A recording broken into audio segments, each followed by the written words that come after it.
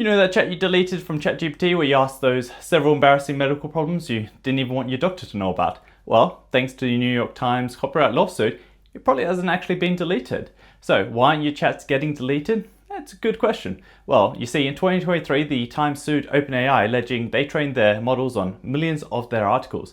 That doesn't sound like something an AI company with open in their name would surely do, right? So now they're forcing OpenAI to preserve all user data for the foreseeable future. You know, just in case your erotic chats and medical questions include something that supports their case.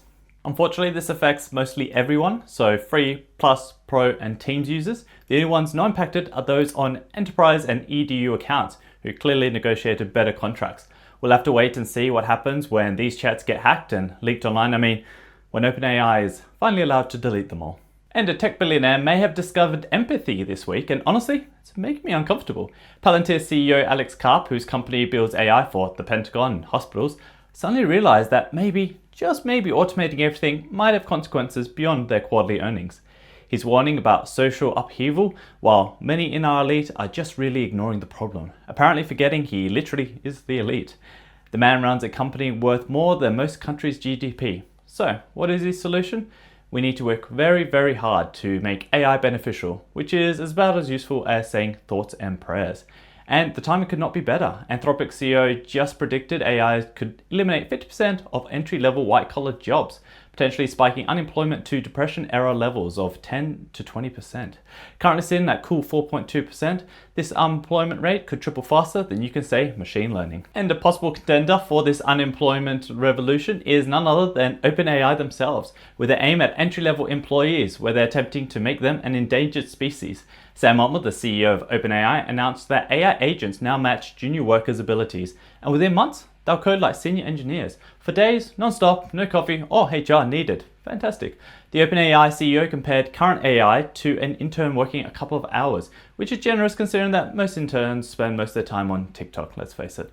So what is Gen Z's survival strategy here? Well, if you can't beat them, friend them. A staggering 51% now see AI as their workplace pal, while millennials trail at 40% and boomers barely breaking that 35%. And Gen Z isn't just collaborating with AI, they're letting it run their entire lives. Altman revealed college students use it as an operating system and will not make decisions without consulting their artificial life coach. And Google's AI overviews are crushing news publishers. New York Times is reporting their traffic from organic searches gone from 44% in 2022 to just 36.5%, leaving the rest of the traffic coming from other sources, which I assume has to be from AI robots crawling and stealing their data. If you're not aware, when you now Google anything, there's a high chance you'll get an AI overview, which summarizes several sites so you don't actually have to go to them, saving you, at least a few clicks. Sounds good until you dig a little bit deeper and realize that these AI summaries aren't always correct. And I'm not just talking about them telling you to add glue to your pizza, because Google said they solved that a long time ago and they don't lie. So no, apparently groundbreaking research by BBC found that in February this year that 51% of AI answers to questions contained significant issues in some form. Though I must admit, February was 4 months ago in AI space, that's like, 30 years? Either way, Google is spinning the AI reviews as an overall positive for websites, saying they actually boosted search traffic by 10% year-over-year, but just not for publishers. And China pulled the plug on AI chatbot during the yearly college entrance exams taken by roughly 13.3 million students this year. So that's Alibaba's Qwen, ByteDance's Duobei, and every other major AI tool went dark on image recognition the moment Gaokao season started. Ask these chatbots why they can't read your totally innocent, definitely not a test paper photo, and they'll politely inform you that they're just ensuring fairness in the college entrance exam. The timing was perfect or terrible depending on whether you're a student or administrator. These multi-day exams determine your entire college future, so no pressure. Meanwhile, in America, the universities are panic buying blue books like it's 1995, with sales reportedly booming over the past 2 years as professors desperately try to outsmart ChatGPT with the ancient technology known as paper. Here's the best part. While China's blocking AI from helping students cheat, they're simultaneously using AI to catch cheaters. The system monitors for suspicious behavior like whispering or, excessive neighbor watching. Nothing says fairness quite like using artificial intelligence to stop artificial intelligence.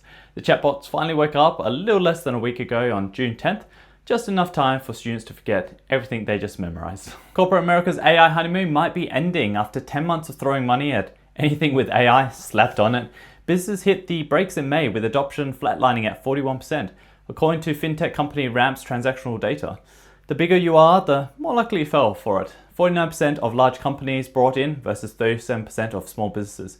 Makes sense when you think about it, because small businesses can't afford to pay for something that writes emails like a polite robot having an identity crisis. Remember Klarna, the company that proudly announced it would replace hundreds of humans with AI? Yeah. They're hurrying humans back because it turns out customers prefer quality over chatbots that respond to billing issues with recipe suggestions. That comma. Who could have predicted that? Everyone. Everyone could have predicted that. The numbers get worse. S&P Global report, 42% of companies are now abandoning their AI pilot projects, up from just 17% last year. There's a lot of executives discovering that their revolutionary AI assistant is basically just an autocomplete with a marketing degree. The future of work is here and it needs a manager. And that's it for this week. If you like more AI news, subscribe and I'll see you next week.